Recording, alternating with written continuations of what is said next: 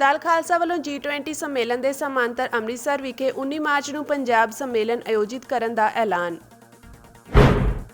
ਅਕਾਲੀ ਬਾਬਾ ਫੂਲਾ ਸਿੰਘ ਜੀ ਦੀ 200 ਸਾਲਾ ਸ਼ਹੀਦੀ ਸ਼ਤਾਬਦੀ ਨੂੰ ਸਮਰਪਿਤ ਸਮਾਗਮ 'ਚ ਪਹੁੰਚੇ ਭਾਈ ਅੰਮ੍ਰਿਤਪਾਲ ਸਿੰਘ। ਬਾਪੂ ਗੁਰਚਰਨ ਸਿੰਘ ਨੇ ਬਲਵਿੰਦਰ ਸਿੰਘ ਖਿਲਾਫ ਐਕਸ਼ਨ ਲੈਣ ਦੀ ਦਿੱਤੀ ਚੇਤਾਵਨੀ। ਦਲ ਖਾਲਸਾ ਵੱਲੋਂ G20 ਮੁਲਕਾਂ ਦੇ ਸੰਮੇਲਨ ਦੇ ਸਮਾਂतर ਅੰਮ੍ਰਿਤਸਰ ਵਿਖੇ 19 ਮਾਰਚ ਨੂੰ ਪੰਜਾਬ ਸੰਮੇਲਨ ਆਯੋਜਿਤ ਕਰਨ ਦਾ ਫੈਸਲਾ ਕੀਤਾ ਗਿਆ ਹੈ। ਸੰਮੇਲਨ ਦੀ ਰਿਪੋਰਟ ਮੈਮੋਰੈਂਡਮ ਦੇ ਰੂਪ ਵਿੱਚ G20 ਦੇ ਮੈਂਬਰ ਦੇਸ਼ਾਂ ਨੂੰ ਸੌਂਪੀ ਜਾਵੇਗੀ। ਇਸ ਮੌਕੇ ਦਲ ਖਾਲਸਾ ਦੇ ਆਗੂਆਂ ਵੱਲੋਂ ਕਿਹਾ ਗਿਆ ਕਿ ਭਾਰਤੀ ਸਟੇਟ ਨਾ ਤਾਂ ਸਹੀ ਅਰਥਾਂ ਵਿੱਚ ਲੋਕਤੰਤਰ ਪਸੰਦ ਹੈ ਅਤੇ ਨਾ ਹੀ ਇਨਸਾਫ ਪਸੰਦ। ਉਹਨਾਂ ਕਿਹਾ ਕਿ ਸਾਡੀ ਸਮੱਸਿਆ ਤੇ ਝਗੜਾ ਭਾਰਤੀ ਸਟੇਟ ਨਾਲ ਹੈ, ਬਾਹਰੋਂ ਆਉਣ ਵਾਲੇ ਮਹਿਮਾਨਾਂ ਨਾਲ ਨਹੀਂ। ਅਸੀਂ ਉਹਨਾਂ ਦਾ ਸਿੱਖ ਹੋਮਲੈਂਡ ਵਿਖੇ ਆਉਣ ਤੇ ਸਵਾਗਤ ਕਰਦੇ ਹਾਂ। ਇਹ ਇੱਕ ਸੁਨਹਿਰੀ ਮੌਕਾ ਹੈ ਪੰਜਾਬ ਦੇ ਲੋਕਾਂ ਲਈ ਤੇ ਸਿੱਖ ਕੌਮ ਲਈ ਕਿ ਜਦੋਂ ਦੁਨੀਆ ਦੇ ਆਰਥਿਕ ਤੌਰ ਤੇ ਫੌਜੀ ਤੌਰ ਤੇ ਤਾਕਤਵਰ ਮੁਲਕ ਪੰਜਾਬ ਦੀ ਸਰਜ਼ਮੀਨ ਸਿੱਖ ਹੋਮਲੈਂਡ ਤੇ ਆ ਰਹੇ ਨੇ ਤੇ ਅਸੀਂ ਆਪਣਾ ਪੱਖ ਆਪਣੀ ਪੋਜੀਸ਼ਨ ਉਹਨਾਂ ਦੇ ਸਾਹਮਣੇ ਰੱਖੀਏ।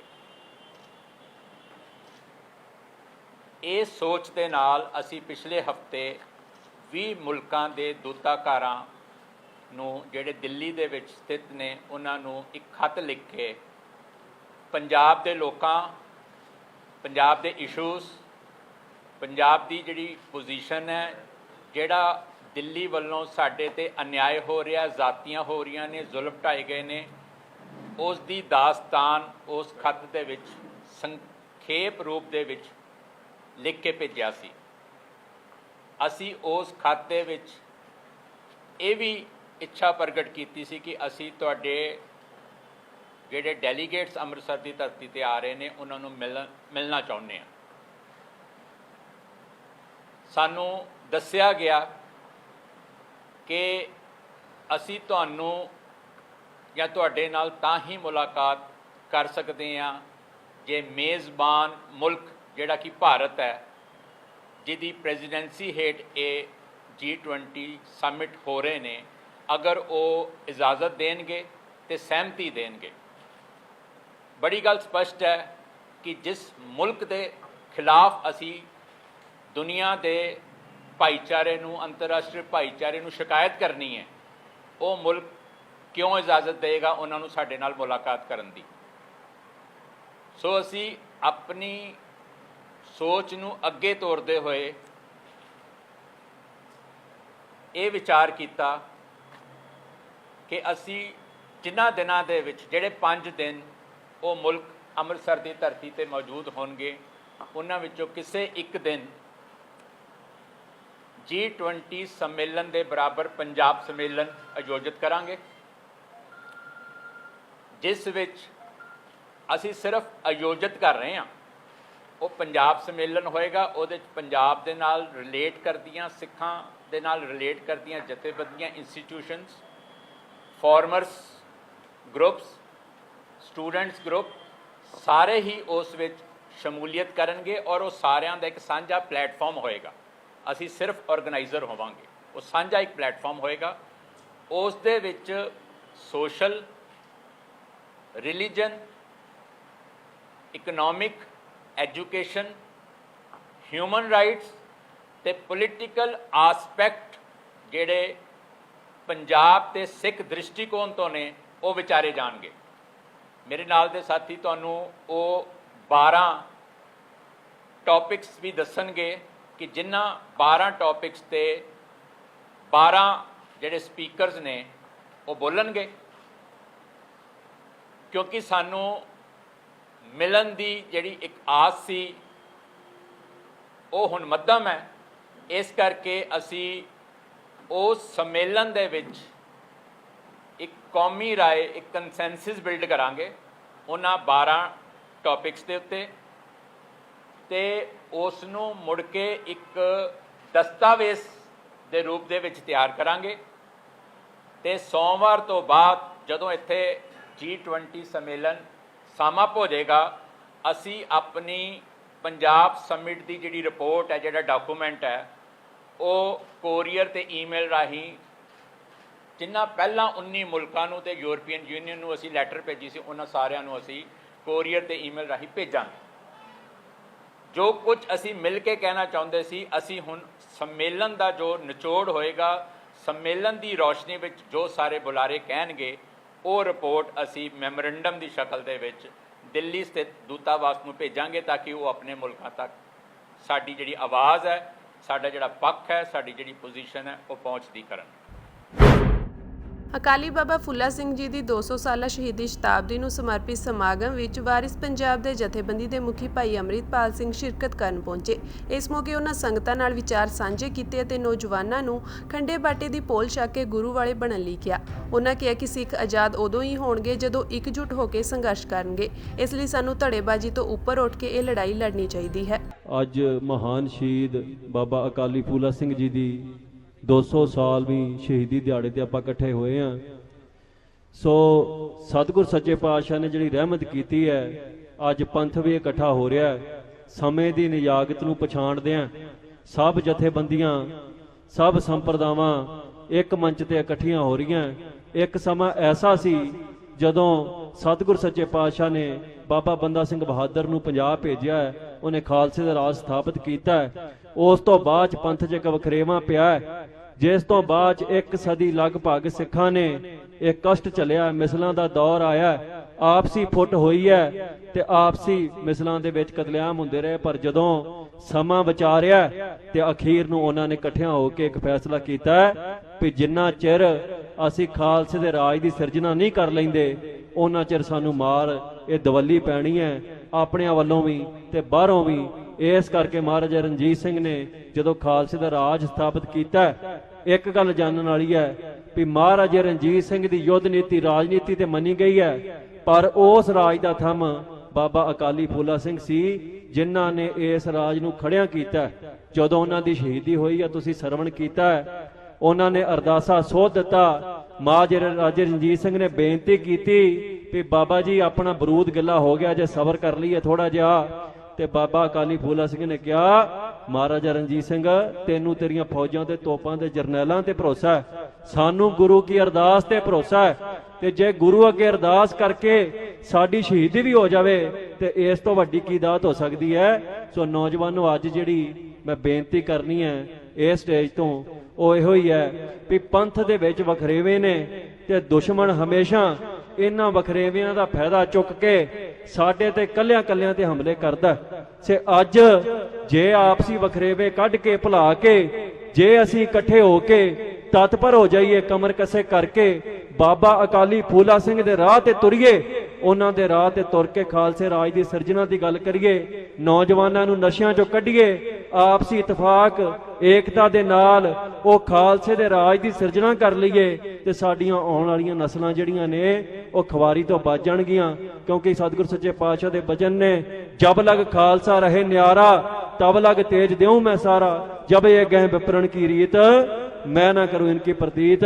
ਤੁਸੀਂ ਦੱਸੋ, ਅਸੀਂ ਪੇਪਰ ਦੀ ਰੀਤ ਗਏ ਆ। 200 ਸਾਲ ਬਾਬਾ ਜੀ ਦੀ ਸ਼ਹੀਦੀ ਨੂੰ ਹੋ ਚੱਲਿਆ, ਲਗਭਗ 200 ਸਾਲ ਸਾਡੀ ਗੁਲਾਮੀ ਨੂੰ ਹੋ ਚੱਲਿਆ। ਤੇ ਬਾਬਾ ਜੀ ਦੀ ਸ਼ਹੀਦੀ ਤੋਂ ਬਾਅਦ ਚ ਕੋਈ ਐਸਾ ਸੂਰਮਾ ਨਹੀਂ ਹੋਇਆ ਜਿਨੇ ਪੰਥ ਨੂੰ, ਜਿਨੇ ਇਸ ਪੰਥ ਦੇ ਰਾਜੇ ਮਹਾਰਾਜਿਆਂ ਨੂੰ ਤਾੜਨਾ ਕਰਕੇ ਇਕੱਠਿਆਂ ਕੀਤਾ ਹੋਵੇ। ਸੋ ਅੱਜ ਉਹਨਾਂ ਤੋਂ ਪ੍ਰੇਰਣਾ ਲੈ ਕੇ ਉਹਨਾਂ ਦੇ ਸ਼ਹੀਦੀ ਦਿਹਾੜੇ ਤੇ ਸਿੱਖਿਆ ਲਈਏ। ਪਹਿਲਾਂ ਤੇ ਬਾਬਾ ਅਕਾਲੀ ਫੂਲਾ ਸਿੰਘ ਦੇ ਸਮੇਂ ਤੇ ਕੋਈ ਸਿੱਖ ਬੇਅਮਰਤੀਆ ਨਹੀਂ ਸੀ ਹੁੰਦਾ। ਅੱਜ ਨਵਾਂ ਰਿਵਾਜ ਤੁਰ ਪਿਆ ਹੈ, ਨੌਜਵਾਨ ਕੇਸ ਕਤਲ ਕਰਾ ਕੇ ਤੁਰੇ ਫਿਰਦੇ ਨੇ, ਭਾਂਤ ਦੇ ਨਸ਼ੇ ਅਸੀਂ ਕਰੀ ਜਾਂਦੇ ਆ ਤੇ ਉਤੋਂ ਫਿਰ ਅਸੀਂ ਸ਼ਿਕਾਇਤ ਕਰਦੇ ਆ ਵੀ ਸਾਡੇ ਤੇ ਗੁਲਾਮੀ ਆਣ ਪੈ ਗਈ। ਜਦੋਂ ਸਤਿਗੁਰ ਸੱਚੇ ਪਾਤਸ਼ਾਹ ਦੇ ਹੁਕਮਾਂ ਤੋਂ ਬਾਹਰ ਜਾਵਾਂਗੇ, ਜਦੋਂ ਕਲਗੀਧਰ ਪਾਤਸ਼ਾਹ ਨੂੰ ਪਿੱਠ ਵਿਖਾ ਦੇਵਾਂਗੇ ਤੇ ਇਹ ਗੁਲਾਮੀ ਪੈਣੀ ਹੈ।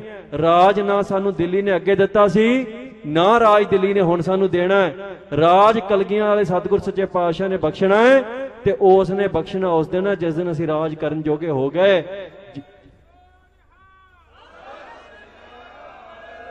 ਸੋ ਰਾਜ ਉਸ ਦਿਨ ਆਉਣਾ ਹੈ ਜਿਸ ਦਿਨ ਸਿੱਖ ਦੂਜੇ ਸਿੱਖ ਨੂੰ ਆਪਣਾ ਭਰਾ ਮੰਨ ਕੇ ਵਿਚਰੇ, ਜਿਸ ਦਿਨ ਸਿੱਖ ਦੂਸਰੇ ਸਿੱਖ ਚੋਂ ਗੁਰੂ ਸਾਹਿਬ ਦੇ ਦਰਸ਼ਨ ਕਰੇ, ਜਿਸ ਦਿਨ ਸਿੱਖ ਇੱਕ ਦੂਜੇ ਦੇ ਖਿਲਾਫ ਕੂੜ ਪ੍ਰਚਾਰ ਕਰਨ ਦੀ ਥਾਂ ਤੇ ਇੱਕ ਦੂਜੇ ਦੀਆਂ ਬਾਹਾਂ ਬਣ ਕੇ ਵਿਚਰੇ, ਜਿਸ ਦਿਨ ਸਿੱਖ ਜਥੇਬੰਦੀਆਂ ਤੋਂ, ਸੰਪਰਦਾਵਾਂ ਤੋਂ ਉੱਪਰ ਉੱਠ ਕੇ ਸਤਿਗੁਰ ਸੱਚੇ ਪਾਤਸ਼ਾਹ ਨੂੰ ਪ੍ਰਣਾਇਆ ਜਾਵੇ ਤੇ ਸਿਧਾਂਤ ਦਾ ਪਹਿਰਾ ਦੇਵੇ, ਉਸ ਦਿਨ ਰਾਜ ਸਾਡਾ ਘੰਟਿਆਂ 'ਚ ਆ ਜਾਣਾ ਹੈ। ਤੇ ਜੇ ਅਸੀਂ ਇਦਾਂ ਵੰਡੇ ਰਹੇ, ਇਦਾਂ ਟੁੱਟੇ ਰਹੇ, ਸਾਡੇ ਵਾਰੀ ਆਉਣੀ ਹੈ, ਸਾਡੇ ਨਾਲ ਉਹ ਕੁਝ ਹੋਣਾ ਹੈ ਜੋ ਪਹਿਲਾਂ ਸਿੱਖਾਂ ਨਾਲ ਹੁੰਦਾ ਰਿਹਾ। ਸੋ ਮੇਰੀ ਨੌਜਵਾਨੋ ਬੇਨਤੀ ਹੈ, ਖੰਡੇ ਬਾਟੇ ਦੀ ਪੌਲ ਜਿਹੜੀ ਛਕਣੀ ਹੈ, ਉਸ ਤੋਂ ਬਿਨਾ ਅਸੀਂ ਇਹ ਦਾਅਵਾ ਹੀ ਛੱਡ ਦਈਏ ਵੀ ਅਸੀਂ ਰਾਜ ਦੇ ਮਾਲਕ ਹੋ ਸਕਦੇ ਹਾਂ, ਕਿਉਂਕਿ ਕਲਗੀਧਰ ਸੱਚੇ ਪਾਤਸ਼ਾਹ ਨੇ ਕਿਸੇ ਬੇਅਮਰਤੀਏ ਨੂੰ, ਕਿਸੇ ਨੁਗਰੇ ਨੂੰ ਰਾਜ ਨਹੀਂ ਦੇਣਾ। ਜੇ ਰਾਜ ਦੇਣਾ ਤੇ ਕਿਸੇ ਅੰਮ੍ਰਿਤਧਾਰੀ ਨੂੰ ਤੇ ਕਿਸੇ ਜਿਹੜਾ ਗੁਰੂ ਦੇ ਪਰਨਾਇਆ ਸਿੱਖ ਹੈ ਉਹਨੂੰ ਰਾਜ ਦੀ ਬਖਸ਼ਿਸ਼ ਹੋਣੀ ਹੈ, ਤੇ ਉਹ ਕੀ ਪਤਾ ਸਤਿਗੁਰੂ ਨੇ ਸੇਵਾ ਕਿਹੜੇ ਪਾਸਿਓਂ ਲੈਣੀ ਹੈ। ਸੋ ਅੱਜ ਮੈਂ ਸਾਰੀਆਂ ਮਹਾਂਪੁਰਖਾਂ ਦਾ, ਸਾਰੀਆਂ ਸੰਪਰਦਾਵਾਂ ਦਾ ਧੰਨਵਾਦ ਵੀ ਕਰਦਾ। ਅਕਾਲੀ ਫੂਲਾ ਸਿੰਘ ਦਾ ਸ਼ਹੀਦੀ ਦਿਹਾੜਾ ਮਨਾਉਣ ਦੇ ਨਾਲ ਪੰਥ 'ਚ ਏਕਤਾ ਦੀ ਸਾਂਝ ਵਧੇ। ਪੰਥ ਦੇ ਅੱਗੇ ਬਹੁਤ ਭਿਆਨਕ ਸਮਾਂ ਇਹ ਸਤਿਗੁਰ ਦੀ ਹਜ਼ੂਰੀ 'ਚ ਖੜ ਕੇ ਕਹਿ ਰਿਹਾ, ਮੈਂ ਕੋਈ ਬ੍ਰਹਮ ਗਿਆਨੀ ਤੇ ਹੈ ਨਹੀਂ, ਪਰ ਸਤਿਗੁਰ ਸੱਚੇ ਪਾਤਸ਼ਾਹ ਦੀ ਹਜ਼ੂਰੀ 'ਚ ਖੜ ਕੇ ਕਹਿ ਰਿਹਾ ਵੀ ਜੇ ਅੱਖਾਂ ਖੋਲ ਕੇ ਵੇਖ ਲਈਏ ਚੱਜ ਨਾਲ ਤੇ ਭਵਿੱਖ ਦਾ ਸਮਾਂ ਸਾਡੇ ਵਾਸਤੇ ਬੜਾ ਭਿਆਨਕ ਹੈ। ਪਰ ਜਿਉਂ-ਜਿਉਂ ਪੰਥ ਤੇ ਭਿਆਨਕ ਤੇ ਮਾੜਾ ਸਮਾਂ ਆਇਆ ਹੈ, ਤਿਉਂ-ਤਿਉਂ ਪੰਥ ਕੋਲ ਇੱਕ ਮੌਕਾ ਵੀ ਆਇਆ ਹੈ ਆਪਣਾ ਰਾਜ ਸਥਾਪਿਤ ਕਰਨ ਦਾ, ਆਪਣੀ ਸਰਦਾਰੀ ਨੂੰ ਕਾਇਮ ਕਰਨ ਦਾ। ਸੋ ਅਸੀਂ ਉਸ ਮੌਕੇ ਨੂੰ ਇਸ ਵਾਰ ਨਹੀਂ ਖੁੰਝਣਾ। ਜਿਹੜੀ ਗਲਤੀ 47 ਦੇ ਵਿੱਚ ਹੋ ਗਈ ਉਹਨੂੰ ਦੁਹਰਾਉਣਾ ਨਹੀਂ। ਬੰਦੀ ਸਿੰਘਾਂ ਦੀ ਰਿਹਾਈ ਲਈ ਲੱਗਿਆ ਕੌਮੀ ਇਨਸਾਫ ਮੋਰਚਾ ਦੋ ਫੜ ਹੁੰਦਾ ਦਿਖਾਈ ਦੇ ਰਿਹਾ ਹੈ। ਇਸ ਵਾਰ ਭਾਈ ਅੰਮ੍ਰਿਤਪਾਲ ਸਿੰਘ ਨੂੰ ਲੈ ਕੇ ਕੌਮੀ ਇਨਸਾਫ ਮੋਰਚੇ ਵਿੱਚ ਵੱਖ-ਵੱਖ ਸੁਰ ਵਿਖਾਈ ਦੇ ਰਹੇ ਹਨ। ਬੀਤੇ ਦਿਨੀ ਮੋਰਚੇ ਦੇ ਸੀਨੀਅਰ ਆਗੂ ਬਲਵਿੰਦਰ ਸਿੰਘ ਨੇ ਅਜਨਾਲਾ ਮਾਮਲੇ ਵਿੱਚ ਭਾਈ ਅੰਮ੍ਰਿਤਪਾਲ ਸਿੰਘ ਦੇ ਸਟੈਂਡ ਤੇ ਸਵਾਲ ਚੁੱਕਦੇ ਹੋਏ ਕਿਹਾ ਸੀ ਕਿ ਨਿੱਜੀ ਲੜਾਈ ਵਿੱਚ ਸ੍ਰੀ ਗੁਰੂ ਗ੍ਰੰਥ ਸਾਹਿਬ ਜੀ ਨੂੰ ਢਾਲ ਨਹੀਂ ਬਣਾਉਣਾ ਚਾਹੀਦਾ ਸੀ, ਉਹਨਾਂ ਨੂੰ ਆਪਣੀ ਗਲਤੀ ਮੰਨ ਲੈਣੀ ਚਾਹੀਦੀ ਹੈ। ਬਲਵਿੰਦਰ ਸਿੰਘ ਦੇ ਇਸ ਬਿਆਨ ਤੇ ਜਗਤਾਰ ਸਿੰਘ ਹਵਾਰਾ ਦੇ ਧਰਮੀ ਪਿਤਾ ਗੁਰਚਰਨ ਸਿੰਘ ਗੁੱਸੇ ਵਿੱਚ ਹਨ। ਉਹਨਾਂ ਨੇ ਬਲਵਿੰਦਰ ਸਿੰਘ ਖਿਲਾਫ ਸਖਤ ਐਕਸ਼ਨ ਲੈਣ ਦੀ ਚੇਤਾਵਨੀ ਦਿੱਤੀ ਹੈ। ਜਥੇਦਾਰ ਹਵਾਰਾ ਦੇ ਧਰਮੀ ਪਿਤਾ ਨੇ ਕਿਹਾ ਕਿ ਬਲਵਿੰਦਰ ਸਿੰਘ ਦੇ ਇਸ ਬਿਆਨ ਦਾ ਮੋਰਚੇ ਨਾਲ ਕੋਈ ਸਬੰਧ ਨਹੀਂ ਹੈ। ਉਹਨਾਂ ਨੇ ਇਸ ਮਾਮਲੇ ਵਿੱਚ ਤਾਲਮੇਲ ਕਮੇਟੀ ਦੀ ਮੀਟਿੰਗ ਸੱਦੀ ਹੈ ਅਤੇ ਮੁਆਫੀ ਨਾ ਮੰਗਣ ਤੇ ਬਲਵਿੰਦਰ ਸਿੰਘ ਖਿਲਾਫ ਐਕਸ਼ਨ ਲੈਣ ਦੀ ਚੇਤਾਵਨੀ ਵੀ ਦਿੱਤੀ ਹੈ। ਕੌਮੀ ਇਨਸਾਫ ਮੋਰਚੇ ਨਾਲ ਕੋਈ ਸਬੰਧ ਨਹੀਂ ਉਸ ਬਿਆਨ ਦਾ, ਕਿਉਂਕਿ ਭਾਈ ਅੰਮ੍ਰਿਤਪਾਲ ਸਿੰਘ ਜਿਸ ਦਿਨ ਤੋਂ ਇਹ ਮੋਰਚਾ ਲੱਗਿਆ ਸਾਡਾ ਸਾਥ ਦੇ ਰਹੇ ਹੈ। ਉਹਨਾਂ ਦੇ ਸਿੰਘ ਇੱਥੇ ਆਪਣਾ ਟੈਂਟ ਲਾ ਕੇ ਲਗਾਤਾਰ ਬੈਠੇ ਹੈ। ਹਰ ਰੋਜ਼ ਉਹਨਾਂ ਨਾਲ ਸਾਡਾ ਸਲਾਹ ਮਸ਼ਵਰਾ ਹੁੰਦਾ। ਸੋ ਉਹ ਬਿਆਨ ਉਹਨਾਂ ਦਾ ਨਿੱਜੀ ਹੈ। ਅਸੀਂ ਕੱਲ ਨੂੰ ਤਾਲਮੇਲ ਕਮੇਟੀ ਦੀ ਮੀਟਿੰਗ ਸੱਦ ਕੇ ਉਹਨਾਂ ਨੂੰ ਇੱਕ ਮੌਕਾ ਦੇਣਾ।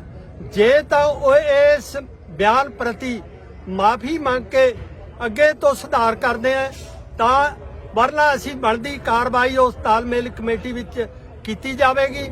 ਸੋ ਜਿਨ੍ਹਾਂ ਦੀਆਂ ਭਾਵਨਾਵਾਂ ਨੂੰ ਸੱਟ ਵੱਜੀ ਹੈ, ਅਸੀਂ ਭਾਈ ਅੰਮ੍ਰਿਤਪਾਲ ਸਿੰਘ ਦਾ ਸਤਿਕਾਰ ਕਰਦੇ ਹਾਂ। ਉਹ ਕੌਮ ਦੀ ਲੜਾਈ ਲੜ ਰਹੇ ਹੈ। ਫਿਰ ਵੀ ਜਾਣੇ ਅਣਜਾਣੇ ਅਸੀਂ ਕੌਮੀ ਇਨਸਾਫ ਮੋਰਚੇ ਵੱਲੋਂ ਉਹਦੀ ਮਾਫੀ ਵੀ ਮੰਗਦਾ ਮੈਂ ਨਿੱਜੀ ਤੌਰ ਤੇ। ਸੋ ਸੰਗਤਾਂ ਨੂੰ ਇਸ ਪ੍ਰਤੀ ਸੁਚੇਤ ਹੋ ਜਾਣਾ ਚਾਹੀਦਾ। ਉਹਦੇ ਨਾਲ ਕੌਮੀ ਇਨਸਾਫ ਮੋਰਚੇ ਦਾ ਕੋਈ ਸਬੰਧ ਨਹੀਂ। ਮੈਂ ਉਸ ਦੇ ਬਿਆਨ ਨੂੰ ਕੰਡੈਮ ਕਰਦਾ। ਸੋ ਸੰਗਤਾਂ ਇਸ ਤੇ ਪਹਿਰਾ ਦੇਣ ਜੀ। ਕੋਟਕਪੁਰਾ ਗੋਲੀकांड ਮਾਮਲੇ ਦੀ ਜਾਂਚ ਕਰ ਰਹੀ ਸਿਟ ਨੇ ਘਟਨਾ ਸੰਬੰਧੀ ਤਸਵੀਰਾਂ ਜਾਰੀ ਕੀਤੀਆਂ ਹਨ। ਸਿਟ ਨੇ ਅਪੀਲ ਕਰਦਿਆਂ ਕਿਹਾ ਕਿ ਮਾਮਲੇ ਦੀ ਅਗਲੀ ਜਾਂਚ ਲਈ ਇਹਨਾਂ ਵਿਅਕਤੀਆਂ ਦੀ ਸ਼ਨਾਖਤ ਕਰਨਾ ਜ਼ਰੂਰੀ ਹੈ।